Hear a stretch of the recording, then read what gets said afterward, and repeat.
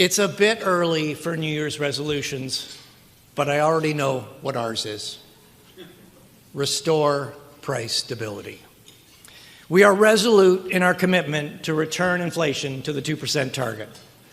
Higher interest rates are working to rebalance the economy. Domestic demand is slowing, and we expect GDP growth will be close to zero through to the middle of next year as the economy adjusts to higher interest rates. This will relieve domestic price pressures, and inflation will come down.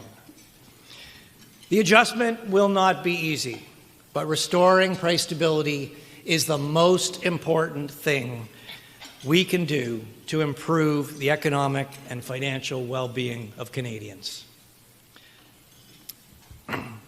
So let me begin by looking back on the year that was. A year ago, the economy was getting closer to capacity, but we were still coping with new waves of COVID-19. Unemployment was a percentage point higher than it is now. Supply chain disruptions combined with strong global demand for goods had driven total CPI inflation up to 4.7%. But service price inflation remained relatively low, and inflation was not broad-based.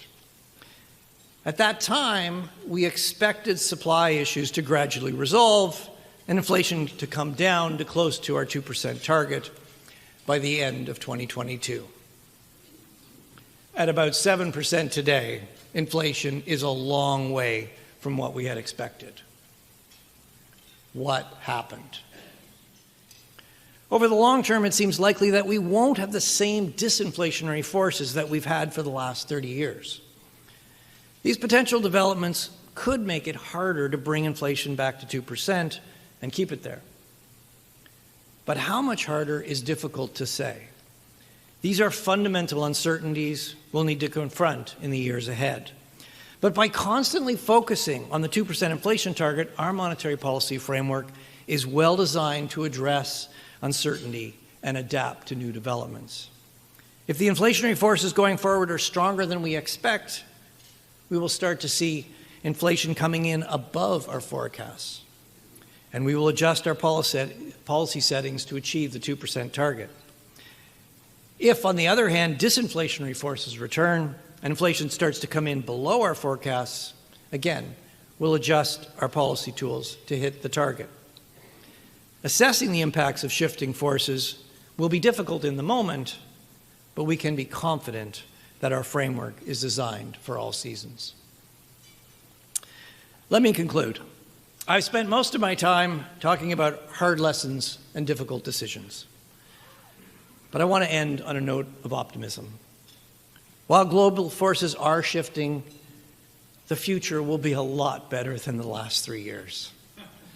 Aging demographics, rising geopolitical tensions, and climate change all mean global economies could face more supply shocks than in the past. But even if volatility does not return to the pre-pandemic level, we can expect it to be much lower than we've all endured these last 3 years. I also want to stress that the future is not destiny. The future is not destiny. What we do now will influence how we are positioned when the future arrives. The more we invest in increasing supply through trade, automation, innovation, training, and immigration, the faster the Canadian economy can grow without creating inflationary pressures. Canada thrives in a world of open trade and investment flows, and its market access is among the best in the world. We need to protect this and deepen our trading relationships. Businesses need to look to the future and leverage automation to free up workers for higher value roles and provide them training to prepare them for these opportunities. Governments need to foster innovation and ensure Canada remains a country of choice for new immigrants. The Bank of Canada's job is to ensure price stability. Low, stable, and predictable inflation is fundamental to a well-functioning economy that is growing and is delivering prosperity for its citizens.